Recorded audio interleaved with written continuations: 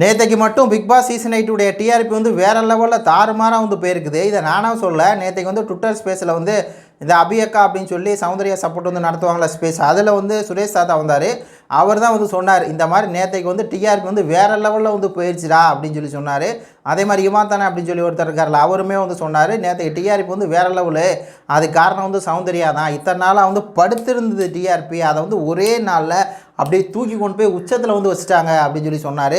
அவர் சேனல்லே வந்து அப்படி வியூஸ் போயிருக்கு. அந்த லைவில் 2000 பேர் இருந்தாங்க. அதே மாதிரி வந்து பார்வையாளர் வந்து எக்கச்சக்கமாக இருந்துச்சு. அப்படியே டிஆர்பி வந்து நேற்றுக்கு வந்து அப்படியே உச்சத்தில் கொண்டு போய் வச்சிட்டாங்க சௌந்தர்யா, வேறு லெவலில் பிளேயர் அப்படி இப்படின்னு சொல்லி சௌந்தர்யாவை நல்லா புகழ்ந்தாங்க. சௌந்தர்யா தான் கேமரு. நேற்றுக்கு வந்த 4 ப்ரோமோலையும் சௌந்தர்யா தான் இருக்காங்க அப்படின்னா சௌந்தர்யா தான் கண்டென்ட் கொடுக்குறாங்க. அதுலேயே சௌந்தர்யா வந்து அந்த ரோஸ்ட் பண்ணதெல்லாம் வேறு லெவலில் இருந்துச்சு, செம மாசாக இருந்துச்சு, இதாண்டா கேமு அப்படின்னு சொல்லி எல்லாருமே பாராட்டினாங்க. நம்ம சுரேஷ் சாத்தா இருந்து எல்லாமே. இதில் என்ன நான் சொல்ல வரேன் அப்படின்னா, டிஆர்பி வந்து சரிஞ்சு தரமட்டத்தில் இருந்துச்சு. அதை கொண்டு வந்து நிப்பாண்டாங்க பார்த்தீங்களா சௌந்தர்யா, அங்கே தான் சௌந்தர்யாவோட கேம் பிளே, அதுதான்டா கேமு, அதுதான் அந்த கேமையும் சுவாரஸ்யமாகும். சும்மா மிச்சர் சாப்பிட்றவங்களுக்கு டைட்டில் வின்னர்லாம் கொடுக்கக்கூடாது. அதே மாதிரி இன்றைக்கி வந்து டைட்டில் என்ன வச்சுருக்கு அப்படின்னா, சௌந்தர்யா வந்து ஃபஸ்ட் சேவ்டு அப்படின்னு சொல்லி, இன்றைக்கி விஜய் சேதுபதி வந்து சௌந்தர்யா ஃபஸ்ட்டு சேவ் பண்ணணும்.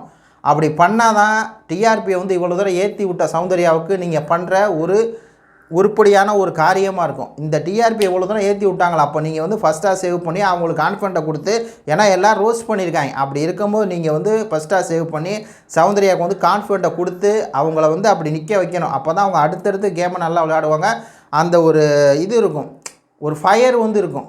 அதை வந்து பிக் பாஸ் டீம் வந்து பண்ணணும், விஜய் சேதுபதி பண்ணணும். சும்மா போன வாரம் மாட்டு அவங்க இப்படி ரியாக்ஷன் பண்ணுறாங்க, அப்படி ரியாக்ஷன் பண்ணுறாங்க, அவங்க வந்து ஏன் ரோஸ்ட் பண்ணாங்க அப்படியெல்லாம் கேவலமாக கேட்காம, ரோஸ்ட் பண்ணது கண்டென்ட்டுக்கு தான் ரோஸ்ட் பண்ணுறது.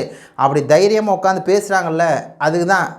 அதனால் இந்த வாரம் வந்து சௌந்தர்யா ஃபஸ்ட்டு சேவ் பண்ணணும் அப்படிங்கிறது தான் வந்து என்னுடைய ஒரு கருத்தாக இருக்குது. இது கொடுத்து உங்களுடைய கருத்துக்களை சொல்லுங்கள். நன்றி, வணக்கம்.